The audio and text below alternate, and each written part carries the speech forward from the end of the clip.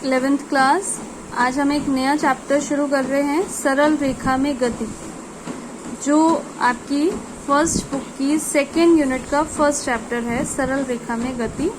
और जो कल मैंने आपको फोटो भेजी थी, जो आपके कोर्स का डिलीटेड पोर्शन है, इस चैप्टर में से भी कुछ टॉपिक्स डिलीट हुए हैं, जैसे कि निर्देश तंत्र जो है, उसके बाद ग्राफिकल जो रिप्रेजेंटेशन है वो, स्थिति समय जो ग्राफ है। अब जो आज मैं आपको करा रही हूँ इस चैप्टर में से, वो इस चैप्टर का बेस है जो आपको आगे तक काम आएगा। तो सबसे पहले यांत्रिकी जो है, ये भौतिक विज्ञान की एक शाखा है।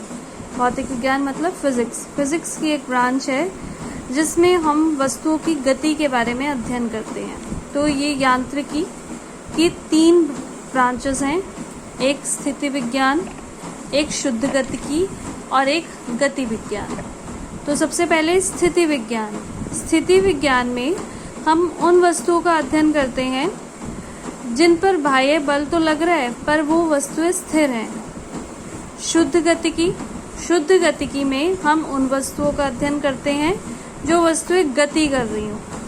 और गति विज्ञान में हम जो वस्तुएं गति कर रही हैं तो वो क्यों गति कर रही हैं उसके बारे में अध्ययन करते हैं। तो ये यांत्रिकी की 3 ब्रांचेस हैं, ठीक है। उसके बाद विराम अवस्था जैसे कि आपको पता ही है, विराम मतलब कांस्टेंट। कोई अगर वस्तु एक ही जगह पर स्थित है तो हम उसको क्या कहेंगे कि वो कौन सी अवस्था में है, विराम अवस्था में। जैसे टेबल पर कोई बुक रखी हो तो वो बुक कौन सी अवस्था में होगी, विराम अवस्था में। और गति की अवस्था, अगर कोई वस्तु गति कर रही हो तो उसको हम क्या कहेंगे, वो कौन सी अवस्था में है, गति की अवस्था में।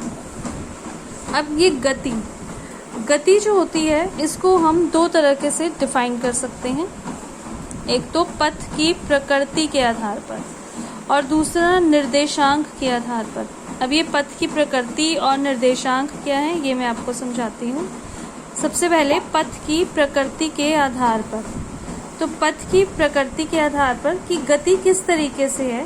गति 3 तरह की होती है, सरल रेखीय, वृत्तीय और दोलनी गति। तो सबसे पहले सरल रेखीय गति, जो कि इस चैप्टर का नाम भी है, हमने इसी गति के बारे में पढ़ना है इस चैप्टर में। जो गति एक सरल रेखा में होती है उसको सरल रेखीय गति कहते हैं। जैसे एक ट्रेन चल रही हो तो वो ट्रेन पटरी पे जब चलती है तो एक सरल रेखा में चलती है, तो उसको हम क्या कहेंगे, सरल रेखीय गति। उसके बाद वृत्तीय गति के बारे में भी आप फिजिक्स में पढ़ेंगे, पर आगे के चैप्टर्स में पढ़ेंगे। जो गति एक वृत्त के अनुरूप हो उसको हम कहेंगे वृत्तीय गति। जैसे कि साइकिल का पहिया वृत्ताकार उसमें घूमता है तो वो गति क्या होगी, वृत्तीय गति। या फिर जो हमारी पृथ्वी है, सूर्य के चारों ओर जो घूमती है, वो कौन सी कक्षा में घूमती है, वृत्तीय कक्षा में, तो उसकी गति भी कौन सी गति हुई, वृत्तीय गति।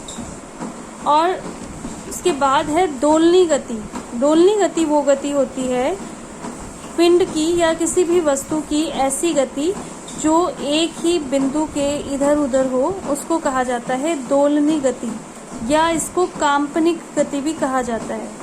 जैसे आप लोगों ने घड़ी देखी होगी, घड़ी में पेंडुलम होता है, तो वो पेंडुलम कैसे चलता है, एक ही बिंदु के ये ऐसे मूव करता है, तो ये कौन सी गति हुई, दोलनी गति।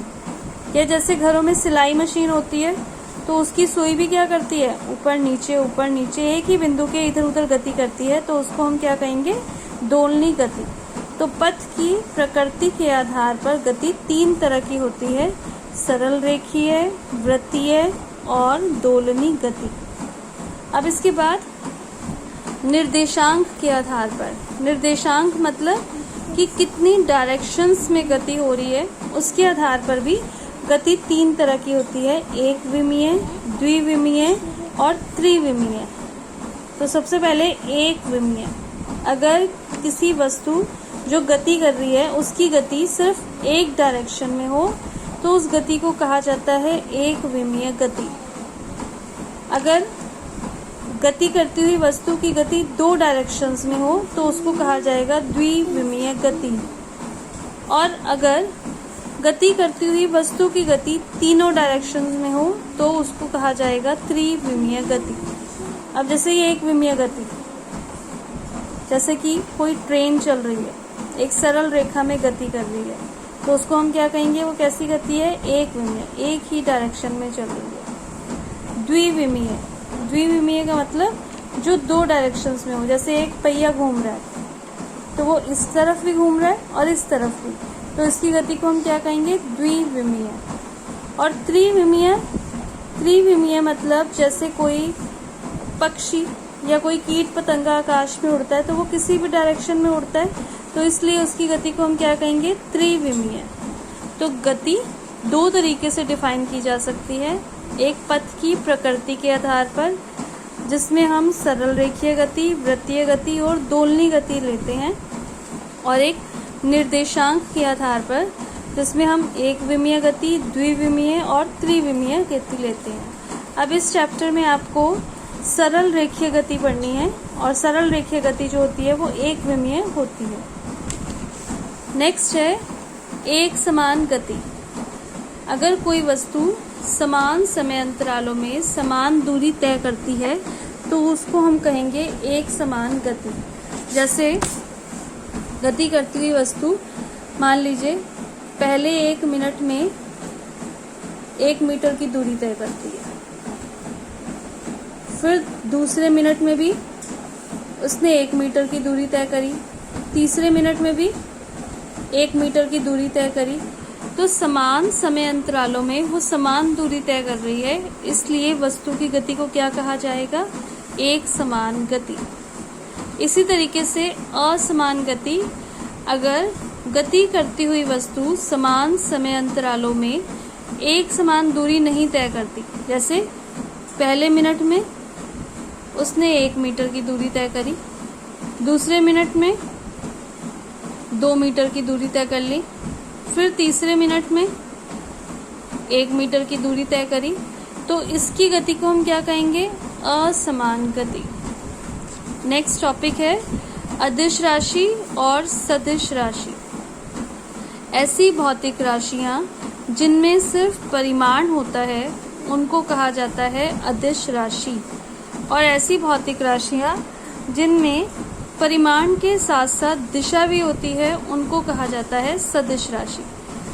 जैसे मैं आपको अगर कहूँ कि आपको 4 किलोमीटर जाना है, तो यहाँ मैंने 4 किलोमीटर जो है सिर्फ परिमाण बता दिया आपको।